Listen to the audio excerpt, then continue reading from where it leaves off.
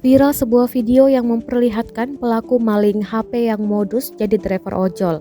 Peristiwa pencurian tersebut terjadi di tempat makan Jalan Kemayoran Gempol, Kemayoran, Jakarta Pusat pada Minggu 26 Desember 2021. Modus jadi driver ojol, pelaku memesan makanan yang banyak pada pemilik warung. Hal tersebut dilakukan guna membuat sibuk pemilik warung. Tampak driver ojol tersebut menunggu sambil melihat-lihat kondisi sekitar. Pelaku juga sempat berkeliling di dalam warung. Modusnya, pelaku telepon customer. Hal tersebut dilakukan guna mengalihkan perhatian korban. Dirasa sudah aman, pelaku langsung mengambil HP pemilik warung. HP tersebut terletak di etalase warung makan. Rupanya pelaku terdiri dari 2 orang. Kawan pelaku menunggu di motor terparkir agak jauh dari warung. Video tersebut diunggah oleh akun @jakarta terkini melalui Instagram. Setelah diunggah, video tersebut langsung viral di media sosial.